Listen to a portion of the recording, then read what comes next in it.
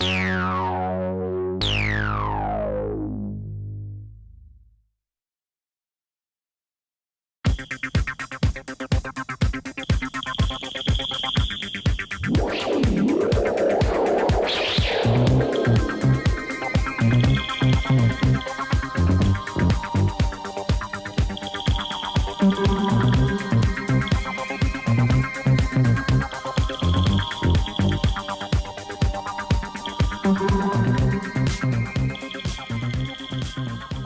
many podcast co-hosts can say that they've gone to prom together? Well, probably not that many, especially not the one you and I went to, where if anyone listened to our previous episode covering 1988's Iced, now knows how our prom was preceded by me having second-degree burns on my face from skiing and me feeling like a poor man's Freddy Krueger. Facts. All right, hey guys, it's Alex and Emily coming at you again in a new episode of Gag Me with a Knife. Today we're going to be just talking about Prom Night from 1980. Emily has the original and glittery VHS copy, so I want to put on my boogie shoes and hear what the back of that box says. A prom queen's dreams turned to screams. 6 years ago, when young Robin Hammond crashed through a broken window, her playmates vowed to keep the accident a secret. They promised that no one would ever know, but someone already does. Now, after years of keeping the secret, Robin's sister Kim, played by Jamie Lee Curtis, is about to be crowned prom queen. But a chilling event undermines her party plans. Revenge for the 6-year-old murder is around the corner as the unknown observer turns maniacal killer stalking the high school halls. Kim's friends are disappearing and the halls are filling with blood. This was the prom where some of their where some were crowned and others lost their heads. 1980. Your thoughts? Okay, well, I got a little spiel here thinking about this one, After I stopped learning to read, apparently. You know what? Hey, we've all been here for months now. You can't read. We get this. Guys, I'm illiterate. Sorry. And that's not why we love you, though. We love you for other reasons. I just have my master's degree, but I'm illiterate. Can't read a book. So, I came for the horror, right? But I stayed for this damn disco. So overall, the movie's it's quite generic. It's almost fully predictable from the first 5 to 10 minutes, at least for me. And it does lack a lot of tension and suspense, despite being like a serious and not a comedic horror movie. And I think a lot of that would have been caused because this was originally made as a PG movie. Gotta love our Canadian friends who even a slasher movie is just it's kind, and they're just they tried to make Texas Chainsaw Massacre a PG movie also. Well, yeah. But I think this is one of, all that aside, I think this is probably one of Jamie Lee Curtis's strongest roles for me. I think she is a total badass in this movie, way more than Halloween, way more than The Fog, and definitely more than Terror Train. I just think her personality is pretty fiery, and and she is out there tearing up the dance floor to disco and giving us all the Kylie Minogue realness, hunty. What about you?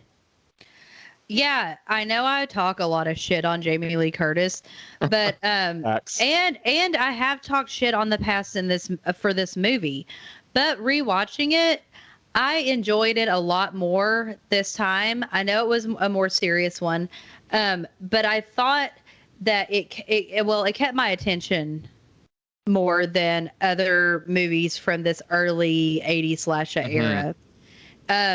Although I will say I did love the dancing, but those scenes went on for a really long time.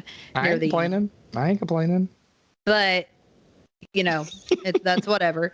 And Jamie Lee Curtis kicks ass in this movie. She's finally the scream queen that people were looking for her to be. She's a strong person. But at the same time, she also has this heart because she shows a hardness, but spoiler alert, we'll go from the beginning and on, but spoiler alert, her brother ends up being the killer. I mean, and spoiler alert for a 41-year-old movie, but yeah. Yeah, you're right. But when she figures out that it's him, It's heartbreaking. It's It really heartbreaking. It's heartbreaking for her. It's heartbreaking for him because I think that this is one of the first slasher movies that I've ever seen, maybe one of the only ones that you feel sympathy for the killer because he was clearly there and saw this happen to his twin, who we find out in a deleted scene. For some reason, I already knew this, but apparently you don't know it. It's in a deleted scene that they're actually twins. Oh, Alex and Jamie Lee Curtis or Kim? No, Alex and Robin were twins. No. Yeah. They're dressed up. Well, unless it's a deleted scene, they're dressed up the exact same at the beginning. But Robin was younger. It's Kim and. No, he's younger. He's younger. Jamie Lee too. Curtis is a fraternal twin to Alex. Look up any synopsis. No, I will tell you right now. In a minute. Robin's teenage sister Kim and fraternal twin brother Alex. So is Kim the twin or is Robin the twin? Robin is the twin. You know what? This is why I'm confused then. I was wondering that I thought they were the same. I thought that they were the same. And Robin and Alex are twins. That's Robin what I thought. My husband totally talked me out of this. And then I read this thing and there's all these commas everywhere and all these, clauses in this sentence. Yeah, it says they're wearing the exact same shirts. They're wearing both in a fun fact on the deleted scenes. We're really going to get into the movie, honestly, but it says in one of the several scenes removed from the theatrical version of the movie, and maybe it was put into the VHS one, and so maybe that's why I remember it. But Principal Hammond takes his wife to visit Dr. Fairchild after a visit to Robin's resting place at the cemetery. Yeah. As Vivian is seated in the office and the men talk privately in the hallway, it is revealed that Robin and Alex are twins. So you know what? Okay, here was my concern with not concern, and that makes sense. That's what I thought happened. But hey, if you've been listening to me and Emily talk for either shred movies or praise movies, you know that I watch these movies drunk all the time. And so that's no secret. So I thought, because my first note was, okay, I remember, wow. I when I saw that as a deleted scene, I was like, I already knew that. No, well, that's like it was in my memory. So no, they show up. There's a boy and a girl. They're like 10 years old, and they're both wearing black and white striped turtlenecks. So I wrote a note saying, "Wow, 10 years old. Do twins still dress the same at 10 years old?" Because that's just a thing. It's a cliche. It's a trope in life. And then my husband was like, "They're not twins." And he was like, I was like, yes. How would he know? Well, maybe he was the producer. Well, I don't know. He clearly didn't. But so that's why I was confused. And then the sentence I read, okay, back to yes, they are twins. I thought they were twins in the movie. Yes. Yes. Okay. So let's go back to the beginning. So the whole reason this movie even happens is because Robin, who is the sister of Alex, and Kim, who is Jamie Lee Curtis, she's playing a game with these other kids, and during the game, she's pretty much forcibly, like she doesn't push, but she falls out of a window and dies. She's backed out of the window. Yeah, they backed her into the corner, and it's a creepy scene, honestly. Kill. I never saw that as like a thing where they were having fun with her and playing. I felt like, to me, it seemed like, and if you actually think about it, they are older than her because they are Kim's age. They're a couple of years, like two years older. And they're like bullying her. That's what it feels like. It doesn't feel like it's a fun little game. It feels like they didn't want her to die, I don't think, but I think they definitely weren't just like trying to have fun with her. It was like hide and kill, but they probably really weren't. This isn't Village of the Damned we're watching. They weren't really trying to kill her, but like, and this is here's one of the questions I had, like at this point were Robin, who is the girl who accidentally dies, the twin of Alex, they pull up on their bicycles, probably trying to be 70s soft rock bandits, and they see, I guess, Wendy, Jude, Nick, all these people. Love Nick, by the way. And also, fun fact, the kid that plays young Nick is the only actor that's been in all 3 Prom Night movies. Hey. Like the remakes of them.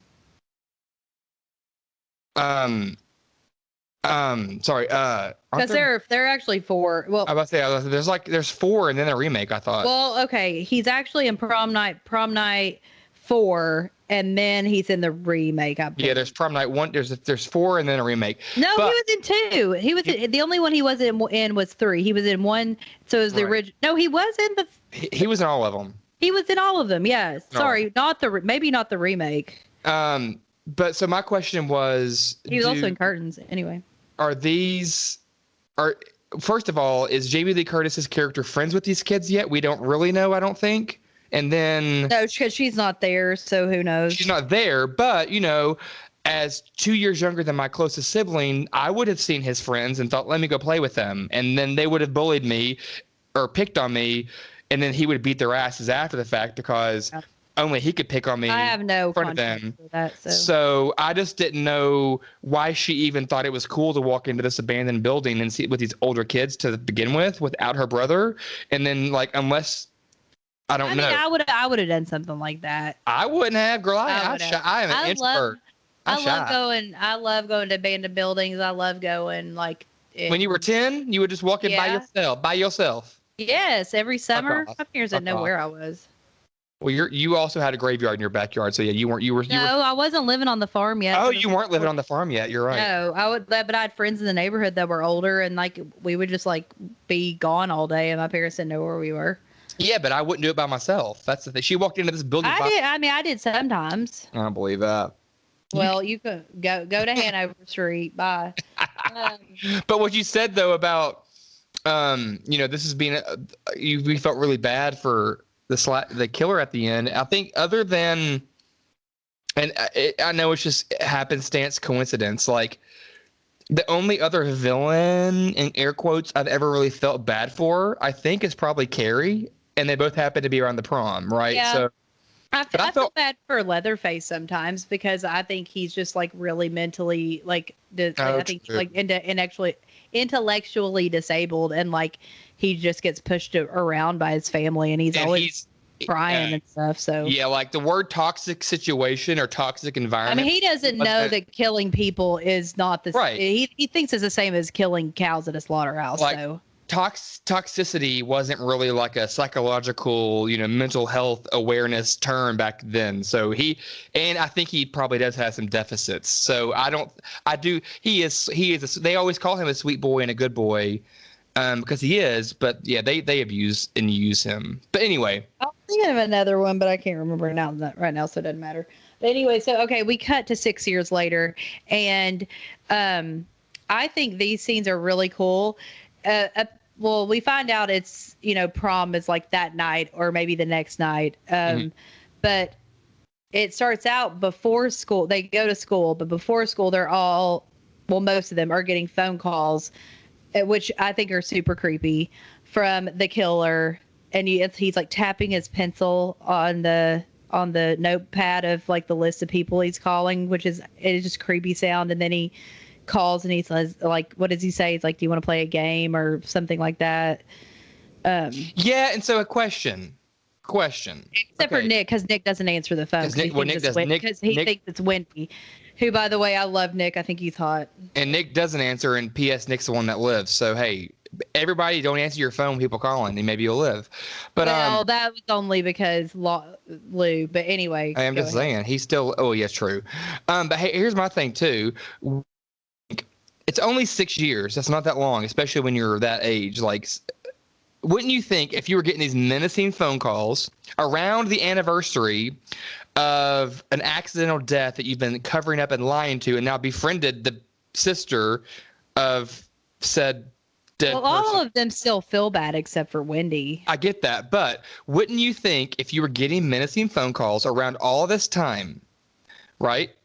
And these are paired with shards of broken glass in their lockers. And you want to play a game? Wouldn't you think... With their photos from that year. Wouldn't you think, wow, yeah, this secret's coming back to haunt me. And wouldn't you immediately think it's the brother? I mean, let's just get real. I don't know. I don't know. Because they have a lot of red herrings. Two red herrings is a lot. Well, the one red herring they have is a total. The one, the alcoholic janitor, the guy, whatever. The whole thing with the detective, everything with the detective was put back in. I was talking about the janitor. I'm talking about the guy that was killing people, and they found him at the last minute. Oh, he killed the nurse 30 miles away. It wasn't him. Well, they thought he had killed Robin. Yeah, but the whole thing, all of that shit was thrown in on reshoots. That was not part of the original plot. Everything with that detective and that character were thrown in with reshoots. It was not, and that's why it makes no sense. Well, I do know that Sykes is a red herring, the janitor of the school, because he's a drunk and no one believes him, and he's also creepy. Always that character for sure. And I also think that Seymour Crane is kind of a red herring just because he's creepy. And I think Lou is a red herring because he's an asshole. Well, I mean, he does sexually assault, which, I mean, I'm sorry, forcing someone's, well, oh shit. Forcing your tongue down someone's throat. Is sexual assault, yes. But I did kiss you unwelcomed once. Well, that was like a whole, that wasn't the same thing. That was not the same thing, what he did to her. So that was yeah. But he got expelled or suspended. Is suspended or expelled? He gets expelled. So from fighting after an assault, he should have been expelled for the assault, but more than a fight that he didn't start. But he's a red herring because you just assume that he's gonna like be this bad boy, because who just does what he does in the middle of the damn lunchroom cafeteria? He's a bad person. You assume he's gonna be a killer. I mean, he could be. He looks like he could be. He looks like a killer. He looks like evil. His eyes. Also, I realized when I was watching this, for so long, I had it in my mind that Leslie Nielsen's character was the police officer, but he's actually the principal of the school. So, and I think he's really good in it. I think that it's one of his last serious roles that he ever did. And I think he is believable in a non-comedic role. Oh, I think he totally is. And I think, why you think he was Detective Frank Drebin from The Naked Gun, that just shows, what we grew up with. Like, but he had a lot of serious roles before they put him in all these like slapstick comedy films. So, but he does a great job as a serious actor. I totally agree. So we get to prom. Whoa. Are we not going to prom yet? I don't think we're going to prom yet because. Well, I guess we met Jude first, right? She gets a phone call and she leaves, and Seymour is this like creepy guy in a van driving by trying to pick up ladies. So, okay. Yeah, that's what I was about to say. Here's the thing. It's like if I had $5 for every time I met and hooked up and had sexual intercourse with any rando in a van on the side of the road, I mean, well, I'd have no money. None. No, me neither. But I might be out $5. Yeah. I might be out $5. No, but really, like. Or you might be dead, but I mean. I understand, like, prom was a much bigger deal, I think, in the 80s. I don't know. When we went to prom. It was a big deal, too. I didn't think prom was that big of a deal when we were in high school. Well, to girls, it's a lot more of a big deal than. Well, that's the thing. So nobody asked, was it Jude? Nobody asked her. So this rando on the side of the road in the van asked her. She says yes. Well, that's one thing. We're thinking, you know what? I am happy I'm happy that you're going to have a good night. Someone is going to give you a good night that you think is an important experience in your life. But in like 20 minutes, her ass is over her head. She is smoking weed and fucking her brains out like 20 different times in this van. What? That is not your personality, girl. No, it wasn't. If that was her personality, she would have been asked to prom, because the whole point of prom, especially in the 80s, is to have and fuck your brains out. So. And I can't remember. Is it like, okay, so when the killer is calling them, while he talks to them, it flashes back to like their character in the first scene of the movie, their young self. And I can't remember, is it her or is it Kelly that started crying? Question. I think it's Kelly. It must be Kelly, because it sure as shit ain't gonna be Wendy. No, it's not gonna be Wendy, but it's the girl with who had the pigtails, it's the braided pigtails girl.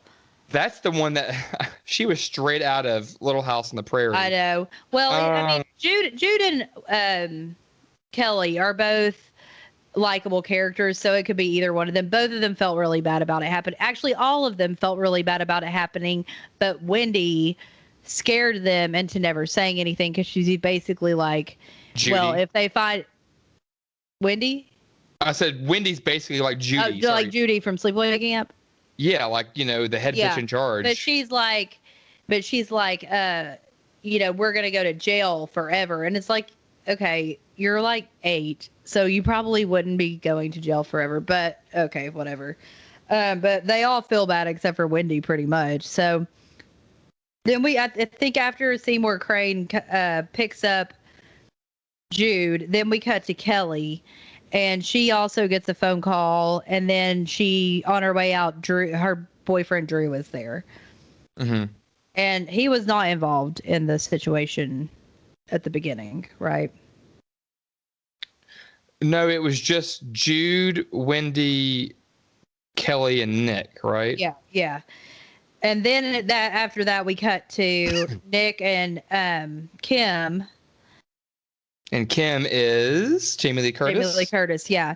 And I used to think that for some reason in my head, I guess I watched these movies at the same time, but in my head, I thought that Nick was the same guy that played the boyfriend of the girl that goes to prom with Carrie.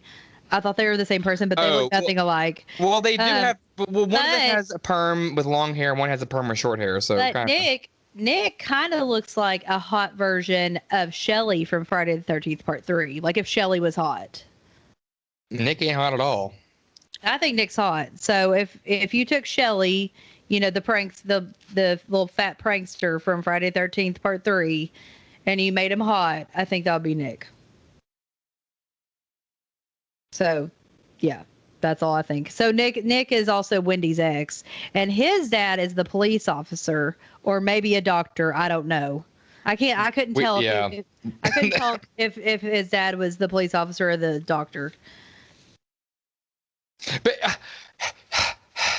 I'm just going back. I'm sorry. I know I like the weird pant thing there.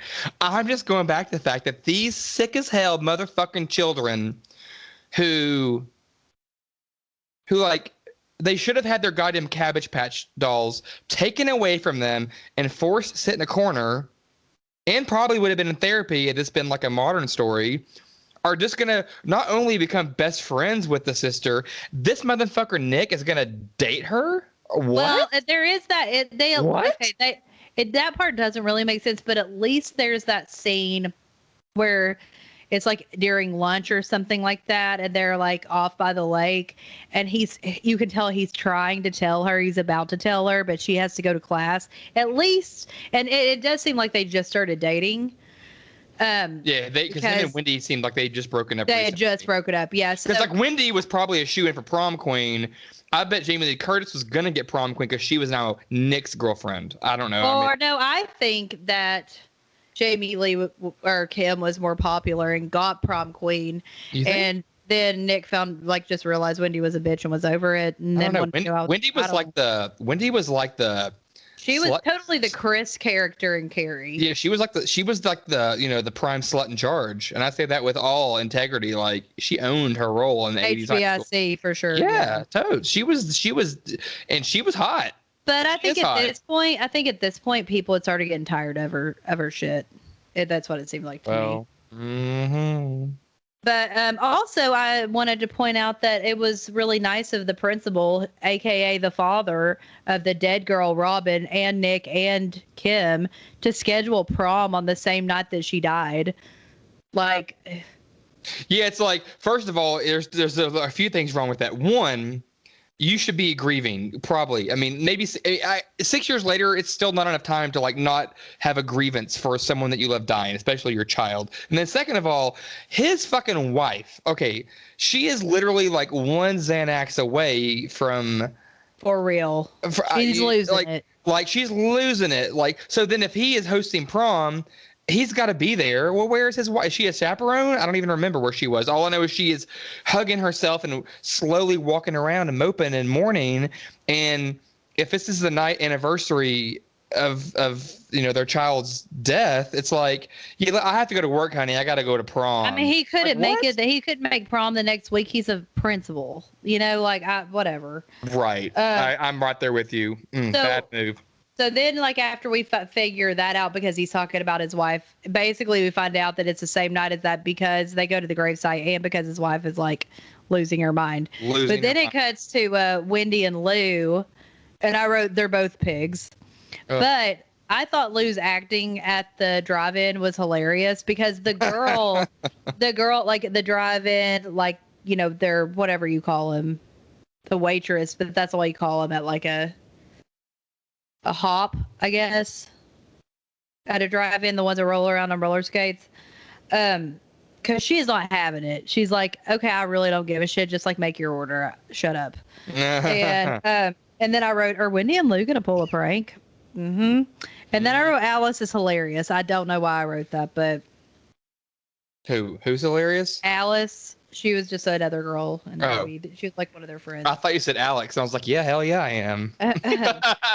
And basically after that, we do cut to prom. I mean, like we do cut to prom. Prom lasts for a pretty long time. Well, and the Wendy the dancing goes on for a while, and the Wendy stuff goes on for a while. Before we even get to Wendy, it's like 50 something minutes until we even get to anything.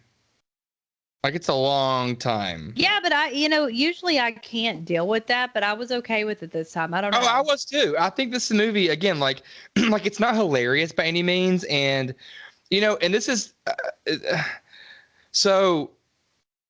The cop scenes always get boring to me just because I don't like that, but the other stuff was interesting. This is a total I'm not comparing this movie to what I'm about to say. I'm comparing it to Halloween and Carrie because it's a mix of both of them. No, what I'm trying to say is while, never mind, it's not worth going into.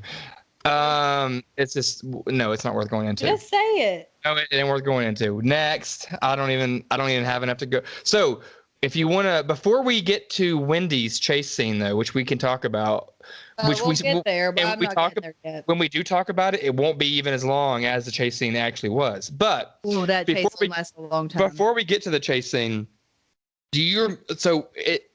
it's interesting. Like I get the poetic justice of it all. The killer is has glass in his hands, right? Ooh, whatever. His twin sister was found with glass, so he's killing people with glass. Like the poster of the movie, it's him holding up a shard of glass. We get it. It's iconic. It's poetic.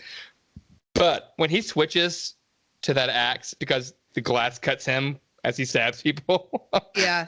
I actually have a lot of fun facts about the axe. About the kills in general because most of them are cutaways. But why would he switch to an axe that my dining room? Because I think Jamie. No. My dining room table is sharper than that axe. I know, but I think she gets it out, doesn't she? And he gets it from her.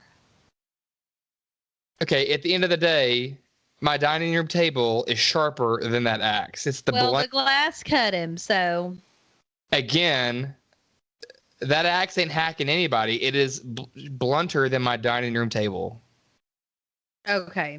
Go back and that thing is thick as hell and ain't sharp. Well, I mean, he does the job with most of it, but like you just, it's that's a fake axe. Getting to the dance scenes, okay, I told you I'm not going to bash Jamie Lee Curtis, okay?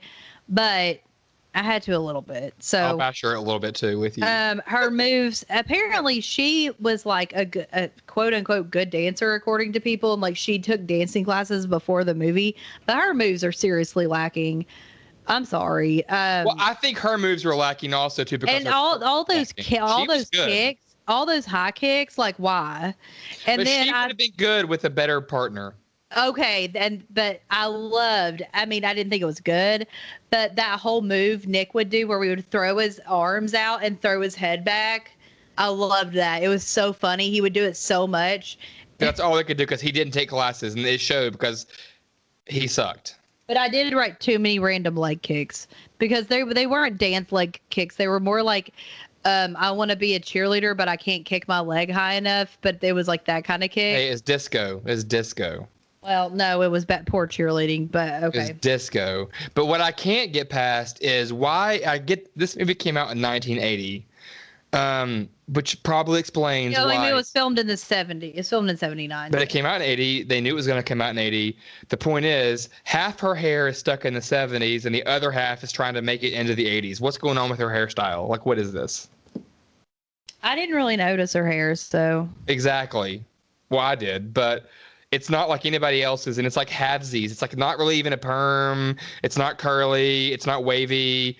It's not her pixie cut. Like it's not her Laurie Strode hair. Like it's just this like thing stuck between. Well, I think Jamie Lee Curtis went through a lot of bad hairstyles throughout the years, so.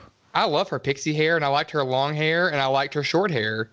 Okay. I don't like her True Lies hair, but that's okay. well, when she gets it wet and flicks it back and does that sexy dance, get out of here. I wasn't talking about that part. I just said in general. Oh well, is that the same length of hair that she has in Freaky Friday? Like short up top, but like a mullet in the back. I think it's a little bit different. So I like her short hair the best, right? But yeah, her hair in this is totally stuck in 2 decades. Like, which decade you going to be in here? Like, wavy, permy, disco? What's happening? So, anyway. Yeah, while they're doing this dance scene, we're cutting to different people. So the first I wrote, just decide to have sex or not, Kelly. Oh my God, right? Literally, no one gives a fuck if you do it. Also, Drew is a dick and just wants your pussy. Clearly, because when she decided not to do it, he said exactly what someone else had said. He'll just find someone else, and he says that. But it's prom, so I mean, I understand. Like, yeah, but they're also wouldn't you like in the normal thing to like go to a hotel after prom? Not you don't go in like the locker room and have sex during prom.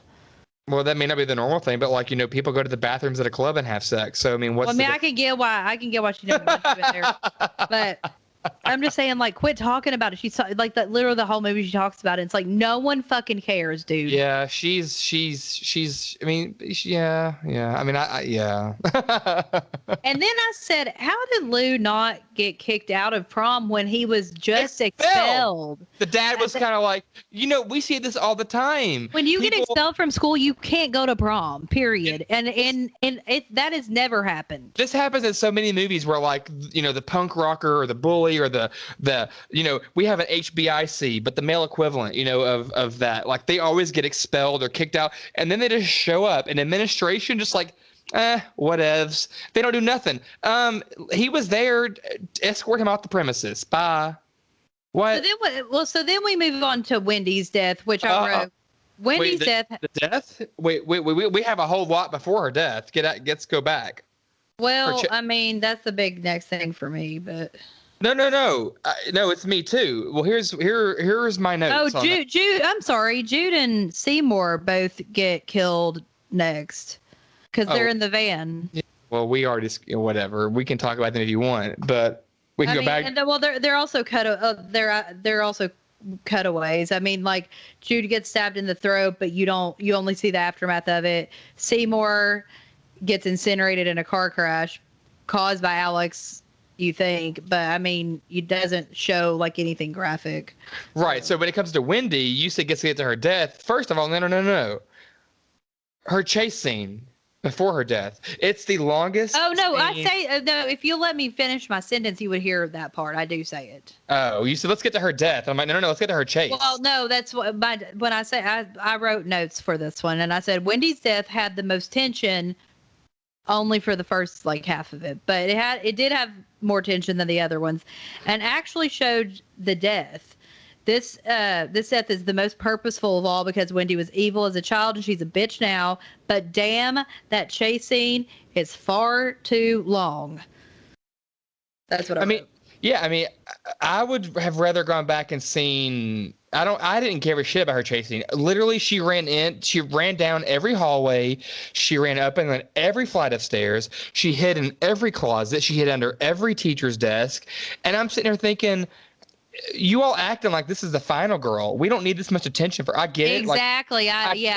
She was the HBIC and she was the ringleader of these four. Like, it's our secret pinky promise because we're like 10 and like no, she was the bitch of them all. And she's not the final girl. Which you know what? In a lot of 80s slashers, I get fucking bored with the chase scene with the final girl in 80s slasher movies. I don't need some random ass character having this long ass chase scene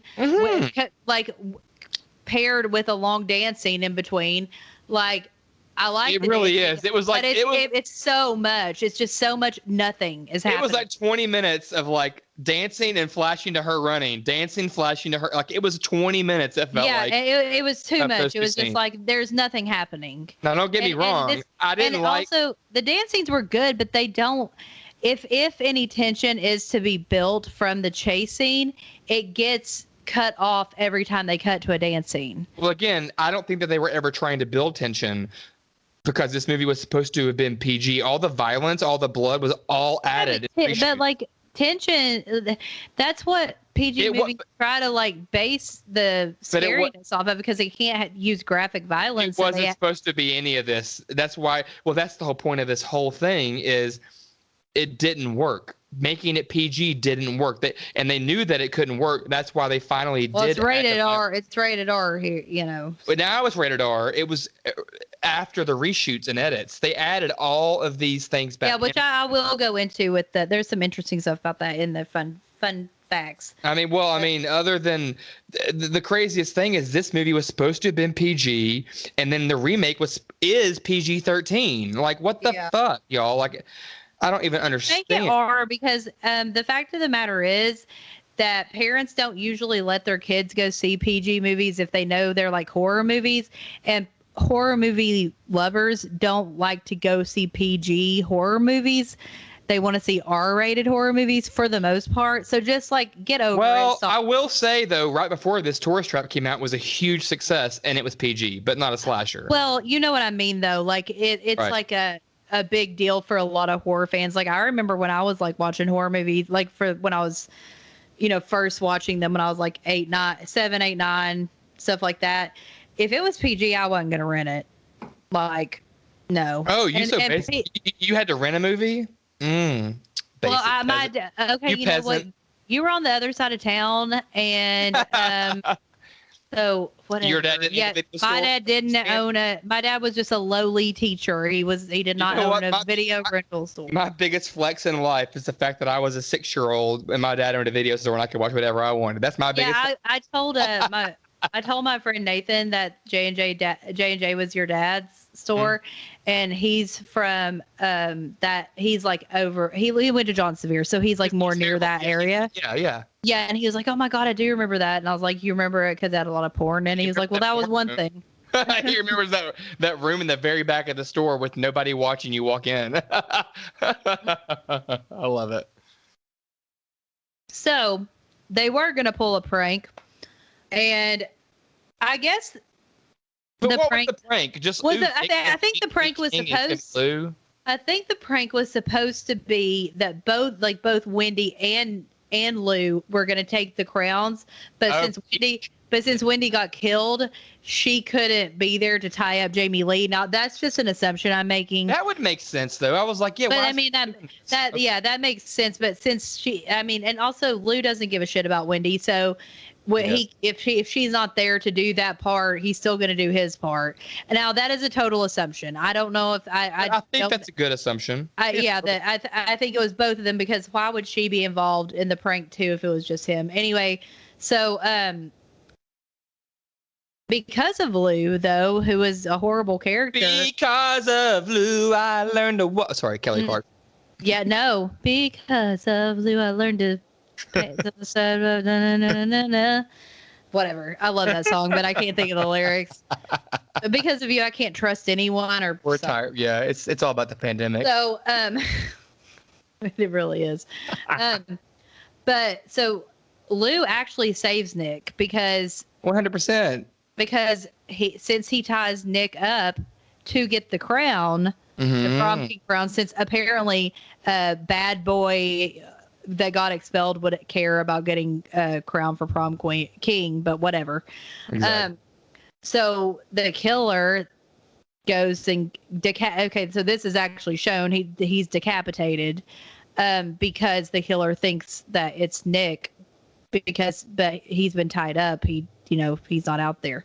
So And I have a little bit of So fun yeah, facts about the but decapitation, but the on-screen beheading I thought was pretty freaking wicked awesome. Like that was probably I like that more than Wendy's death, and I thought that was a really cool like. And then I get it, like the effects when he's walking on the catwalk stage or whatever. Like, it's clearly really is. I think his head just through a hole in the ground, and it is, but it's better than He Knows You're Alone had decapitation. But no, it's really him. But that is actually how they did it. Yes. Yeah, it's like because we've all had. They use the model for like another part of it, but that is how they did it. Yeah, I mean, like, and we've all had bad head. I mean, we've all we've all had bad head. I mean, that's true. We've all seen bad heads, and like you just mentioned, and He Knows You're Alone. We've all had it. This was a really cool scene. And Emily, I guess you can say Lou had an accident. I'm not. I'm not. I was like sipping on my Coca-Cola. So then after that, Alex gets hit over the head with an axe by a sister, Kim, and bleeds out, and it's heartbreaking, really. After that, not immediately. There's a whole as much as she choreographed her dance scene, she choreographed that fight scene too. It's totally staged. Yeah, I know. And that's another scene that I thought was way too long, and just kind of I started losing interest, and then it pulled it back around and finished it. And she does she does hit him, but she does really own that scene. But like, I didn't feel like she, and I think maybe because that wasn't the intent, because her brother was the killer, like, so she wasn't intended to be a final girl. So she was never put in that position that like Wendy was just put through as a quote. And obviously the killer's not going to try to kill her. He's trying to kill, the only reason she's fighting him is because he's trying to kill Nick. But when she swung that fucking axe at his head like he was George Washington Cherry Tree, she was getting that sass on. She was owning it with her fucking. What I'm saying is like he wouldn't have killed her regardless. Well, push comes to shove, maybe there was no. I mean, she doesn't know that at the time. You know, she doesn't know who it is for a while. But I was glad Nick didn't die. I thought the end was really good with they used the flashbacks really well at the end. Well, you know why I like the fact that Nick isn't dead? Because it's because I would like him as more. No, because I'm ready for Jamie Lee Curtis to be like, you motherfucker. Really? He didn't want to. No, I know. I don't. But had they all come clean years and years and years and years and years ago? Nick is the one that's like, well, we can just say this to the police, and she cuts him off. 6 years too late. If Nick had come clean 6 years ago, any of them, her brother wouldn't be a raging lunatic murdering all of them. And now Kim is down 2 siblings. Yeah, but she has her boyfriend Nick, who is a good guy. She's breaking up with him in a second. Bye. Whatever. I hope not. Well, if she does, she can send him over to me. Yeah, and then I'll take that character. So. And I do think she's very believable as the sister who has unknowingly, and then I didn't write anything after that. I don't know what I was trying to say, but I was doing this at work, so I must have gotten sidetracked. But I think she's unknowingly killed her own brother. You know, it is unknowingly. Well, you sense that she knows something. At a certain point, she figures it out, but she sees right, right. But she knows she has to kill him, and I think it's very believable. I think like her reaction, and everything. You say that she knows she has to kill him, but then you just said that he would never kill her. So then maybe she doesn't have to kill him. If he was never going to kill her, he could run. Well, you know what I mean? Like can't have both of those. I'm saying the reason I'm saying she has to kill him is because if she doesn't, he's gonna kill Nick. Okay, well, she's gonna break up with him. There's no way they're together. Oh my God, I'm dating him. That's why. Yeah, you're dating him. You're impregnated with his babies.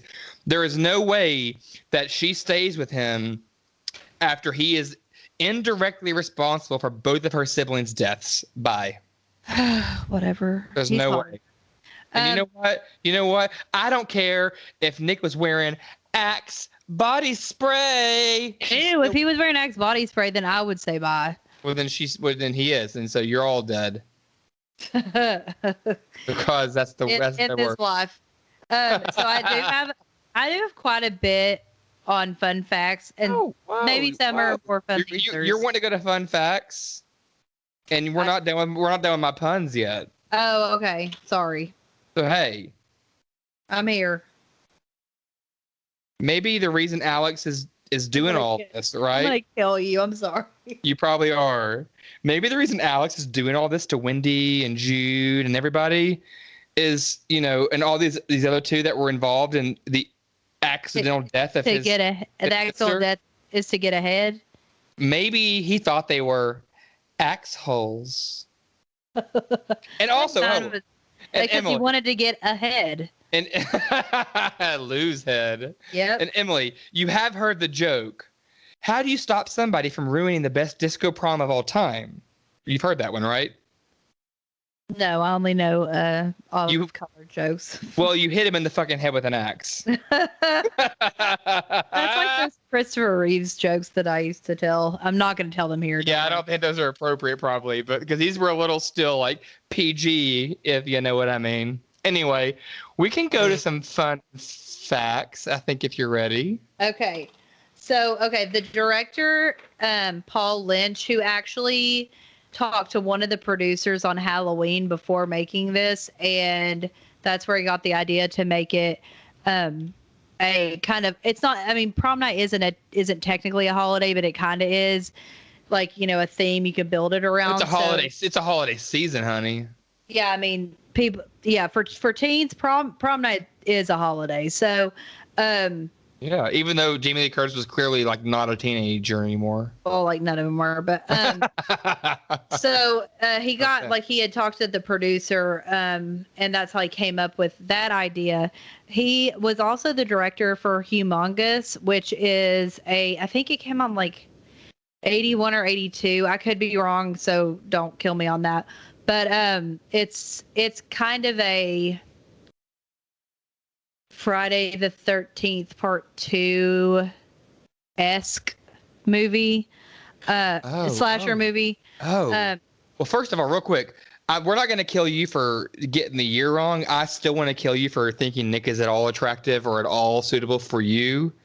That's why I would kill you. Once again, we don't need to be going into my taste right now. But then two, you just said this, it just triggered something. So you said Friday the 13th. Okay, like that's a revenge movie. This is a revenge movie. So yeah. This is like Jason meets John Travolta and Saturday Night Fever. It's actually more like, instead of Halloween, it's more like Friday the 13th Part 2 meets Carrie. With a dash of Saturday Night Fever. Yes. Honey, we're here for it. Give me all this discotheque slasher. Woo! Yeah. So, okay. He also. I get really excited. I'm so sorry. Oh my God. Paul Lynch also directed a lot of television shows. I didn't look into it. I didn't look into it to see if they were just episodes, like random episodes, or if they were like a lot of them. But I know that he did. There are a lot. I didn't think too much about most of them, but he directed some episodes of The Twilight Zone, like the 80s revamp of it, and Dark Shadows. Oh, I love that one. I mean, he has tons of credits for television shows, like big ones. And like we said, this is Canadian, so it was filmed in Toronto in late 1979. The budget was $1.5 million. They had to make way more than that. Okay, well, I'm about to get to that. I have some information. So I'll give the grand, the big information, and then I'll break it down with the U.S. releases. But it was an immediate financial success, and Avco Embassies. It's Embassy. Sorry, I don't know what. Oh, I was reading. Embassy. I knew that wasn't right, but Avco Embassy. At the time, it was their most financial, it was immediate financial success, and it was the most financially successful release at the time for that company. It grossed 15 million at the end of the. What is wrong with you? You said the same three things in three different ways over and over again after you said emphasis. Well, I'm gonna have like we get it. This movie listen. made The money. rest of the I didn't know because the rest of the fun facts are just that over and over. So it grossed 15 million at the end of the critical run. Wow. Obviously, Siskel and Ebert did not like it because they notoriously never like slashers because of violence against women. Oh, against women.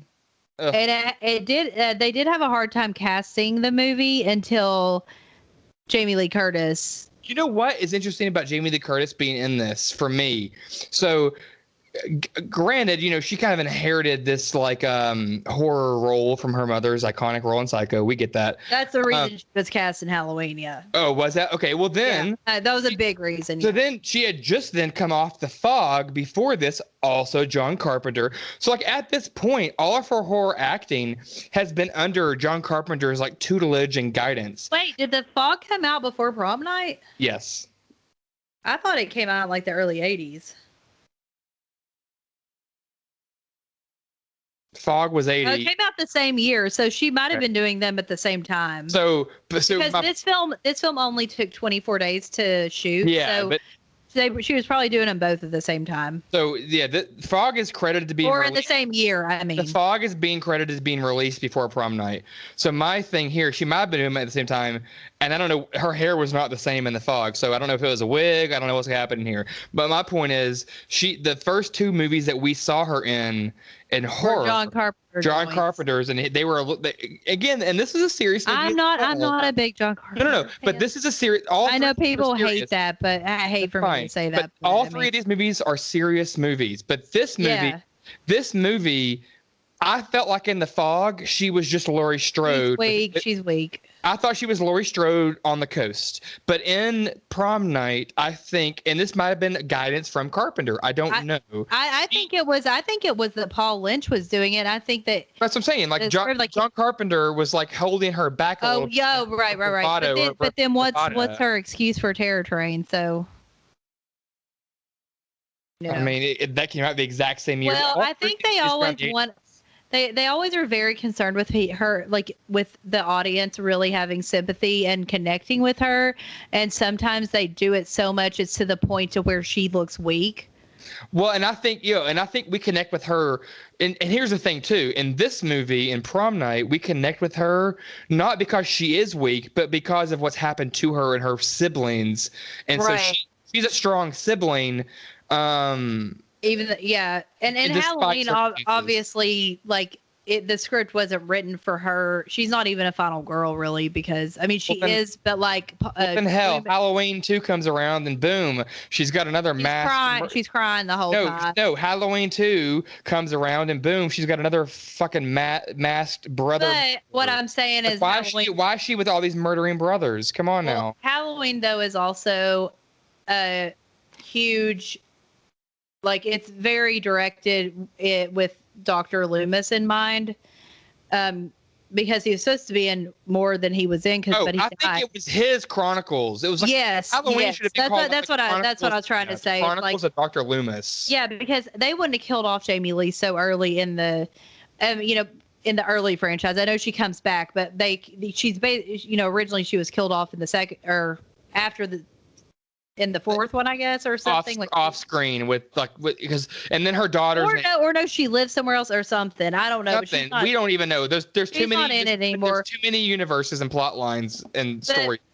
She doesn't have the chance to be a strong female character in Halloween because of the whole Loomis storyline, and so it's just not possible. Even at her weakest, she's better than him with a gun and a trench coat. Ugh, I hate him. We digress. We will digress. Yeah, we will. I don't like Halloween. So I like Halloween, but I hate Loomis. I think he's a weak old 900-year-old man. I like him, but I don't like him in any.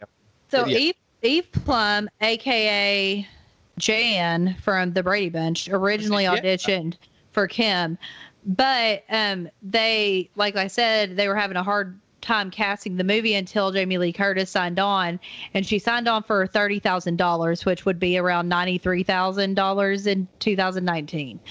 So I think this movie would have done a total shit show, and we would have never heard from it again had Jamie Lee Curtis not been in this.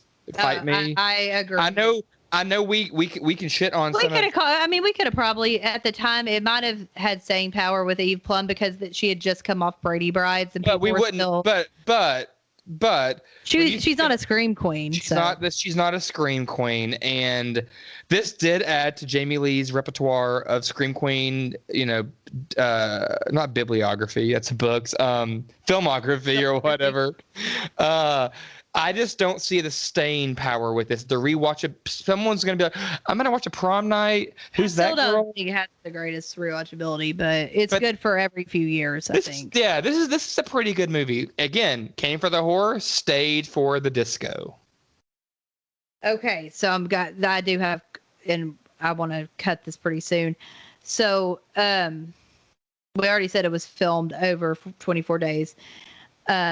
The dance scenes, I thought this was really interesting because I'm very into like Boogie Nights, like the opening scene where it's like it's like the longest steady cam dolly shot in movie, like in any like intro of a movie where it just like it doesn't cut at all. Which is not necessarily a steady cam, but the dance scenes were filmed without a steady cam, which I found to be super interesting because they're not poorly shot, and not at all. And they look like they are filmed with a steady cam. It's great. It's great filming. So also Avco Embassy Pictures. Mm-hmm. So it would have had even less gore, which is hard because there's not a lot of gore anyway. If Avco Embassy Pictures mandated they include they did mandate that they include on-screen graphic violence as well as the on-screen beheading of Lou, or they weren't going to put it out. Oh, wow. I love that. The beheading is iconic. So it was they were all like originally cutaway kills, all of them. Yeah. Okay. Okay. So we all know, well, not we all, but Prom Night, the Prom Night, the theme song, it is a total banger. Paul Zaza actually did most of the songs for this movie. However, originally when they filmed it, they were using Gloria Gaynor, Donna Summer, France Joy, and Pat Benatar in those scenes, but they were too expensive to get the rights for, so that's why he had to create the music for the dance scenes. Yeah, I think I'd read that he created them like days before. Yeah, days before. And like I said, so here, how it did in the U.S. as opposed to Canada, it was limitedly released in the U.S. on July 18th, 1980, and made 1,818,000, like whatever, it made around $1.2 million, so then they decided to re-release it. Sorry, shut up. I just want to give you multiple digit numbers to have you read out loud. $1,189,636. There we go. Work through on their first limited release. Then they decided, since it did so well in that release, they decided to limitedly release it again on August 15th, 1980 in LA and New York, and they made 1.3 million. Next, they decided New England and Philadelphia, they would release it, and it made 2.1 million. So by October, it had made 12 million. Wow. Yeah. And then when you combine them with mostly Canada, but I mean, it came in other countries, but when you put those all together, I already said this, it ended up making like 14,000 something, almost 15,000, $15 million. I was about to say, you saying thousands, honey. I knew it was millions. And then it made an additional 6 million in VHS. Love it. Yeah. So, oh, sorry. I was reading something I wrote. We already talked about how Little Nick, the kid who played Little Nick, appeared in all of the Prom Night movies. Yeah. And it's not who you come with, it's who you take home. That quote Yep. that Wendy says, it appears in all of the Prom Night movies. Well, and then it does, and then in the sequel, they forced that in because the sequel is supposed to be a standalone movie, and they like made these reshoots and like tied it in. It's kind of like when Italians will do stuff with Yeah, Americans. they tied it in, and then they added it back. They added that tagline into that one, and when they did that, that's why they kept adding that into the rest of them to keep it connected. I like that though. Yeah. Sure. Yeah. Jamie Lee Curtis did her own stunts at the movie's ending, which is pretty cool. Well, you said pretty cool. I said obviously. I mean, there's two sides to every story there. Okay, so we have a little bit more information on Mr. Sykes, the janitor. It says Hamilton High's custodian, Mr. Sykes, albeit drunk on the evening of the prom, knew that a killer was loose because he was secluded in the same storage room that Wendy ran into when she's being pursued. You can see the camera pan to the left to the silhouette shortly after she enters, and he tries to tell people that, but they don't believe him because he's an alcoholic. Obviously. I don't really know if that's a fun fact. That's just like part of the movie, but okay. The girl who played Wendy, her name is actually Anne Marie Martin. Oh, she changed her name. She changed her name. Yeah, in this movie, she's credited. It's the last time she was credited as Eddie Benton.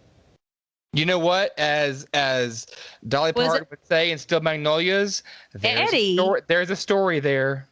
Yeah. Do you think that? No, Edie. Eddie. Maybe it was Edie. Okay, so because I was like, I mean, she doesn't look. I don't know, but whatever. Anyway, this is not a trans actress that I'm ever aware of. I think she changed her name and nobody knows why. I tried to Google that and I couldn't find out why she changed her name. Totally changed her name, her last name and everything. And her last name too. She married Michael Crichton for a little while and helped write Twister, the movie. But Crichton. There's a girl in that movie that like you don't expect to be in that movie, and she's in a horror movie, but I can't think of what. In what movie? Twister. Like someone's girlfriend. Anyway, so here's about the PG stuff. It's probably Jamie. It's Jamie Gertz. Yeah, what's she in? She's in Cry Little Sister. That's right. I was having a conversation with my friend Nathan, and we were talking. She's Jamie Gertz. Yeah, she's the girl. Yeah, okay. Her name's the main girl in Lost. Star.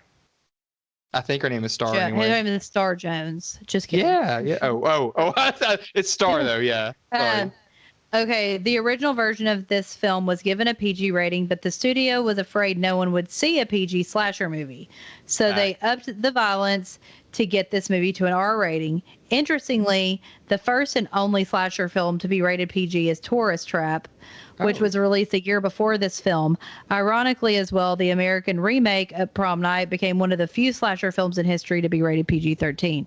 Now, I know that you could be like, well, Poltergeist is PG, but Poltergeist isn't a slasher. It's not a slasher. So this is talking about specific slashers, specifically the subgenre of the slasher. Yeah. Girl, I done said that. I got this. I remember that from my own studies. So apparently Eve Plum was not just, she didn't just audition. She actually got the part and was all ready to play Kim, but at the last minute, Jamie Lee Curtis's people expressed an interest in Eva. At the last minute, Jamie Lee Curtis tied her up, threw her away just like Lou did to Nick, and said, "Hey, I'm the queen." And you were right. The subplot about Leonard Murch was added late in the production of the movie. Yeah, like that because it made no sense. It was just total fake red herring. It made no sense. It was never actualized. It was trash. Oh, here's with the dancing.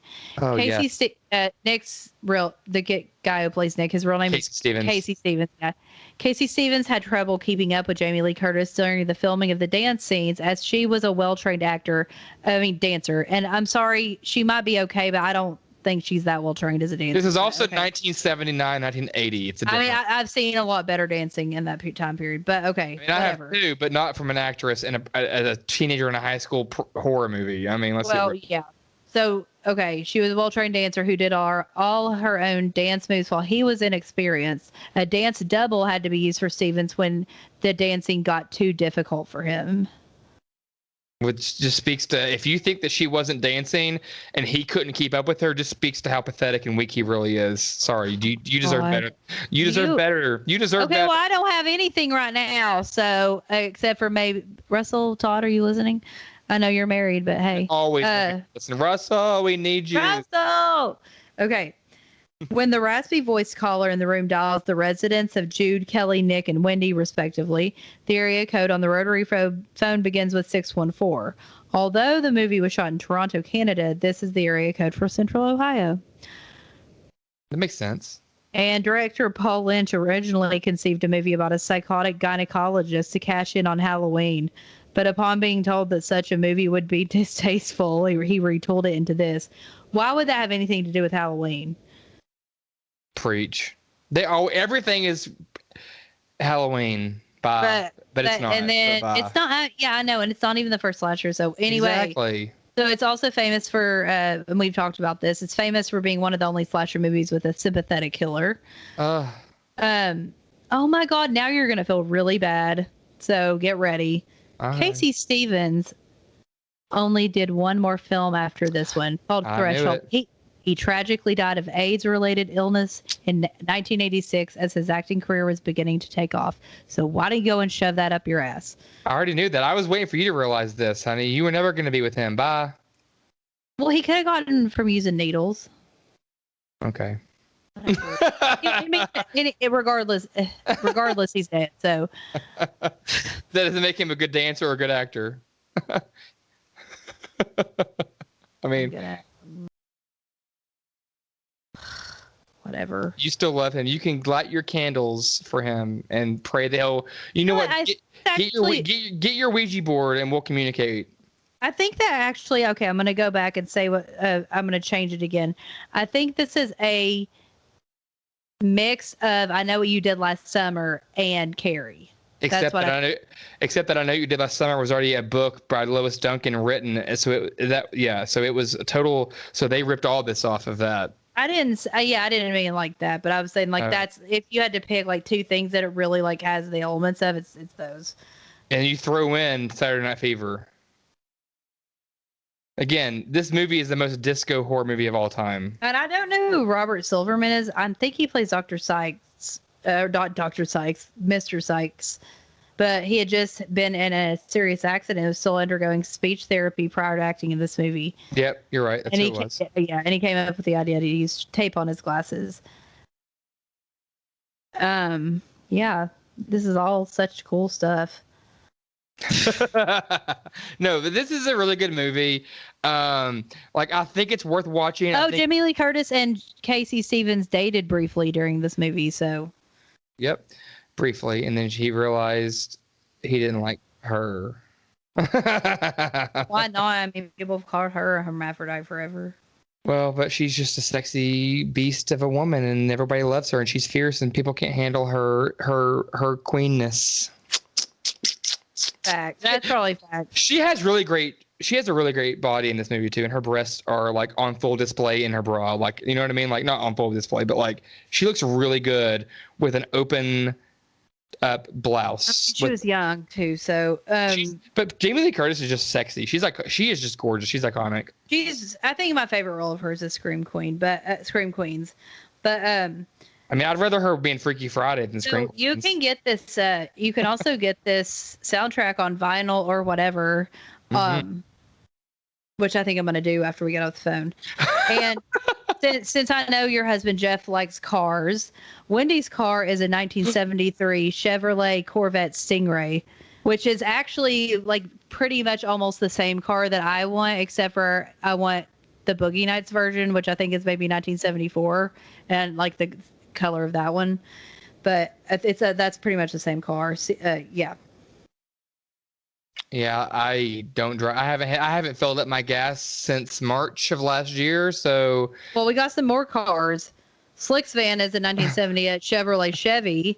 Lou's car is a 1973 Plymouth Fury.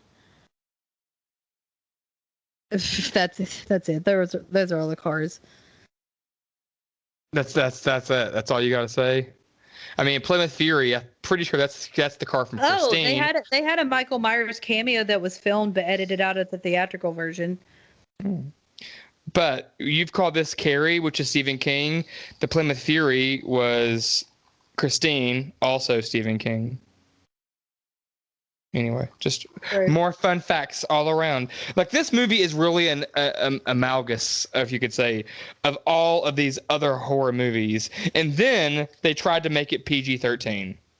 Like, so I'm gonna really before we end this, I'm gonna really quickly name the deaths in the order and what happens to them. Okay, so your first one is this was Robin, and she falls from the window. Then there's an I can't talk. An unnamed female victim, possibly stabbed with a broken piece of glass by Alex. We don't know, but that's who the guy that ends up killing her, I guess, ends up being the guy that they thought was Robin's killer. So we have Kelly, and she has her throat slit by Alex. Then we have Jude, she's stabbed in the throat by Alex. Seymour Crane, incinerated in a car crash. And then Wendy, who is hacked to death with an axe. Yeah. Then we have, I think Lou is the last one, and then Alex. Is that right? Yeah. That's it. Yeah, I love how he's also wearing lipstick, like, for whatever reason, but okay.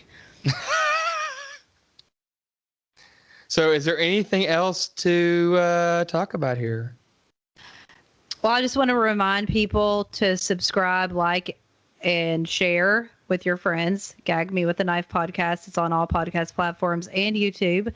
Our Instagram is Gag Me with a Knife podcast, no spaces.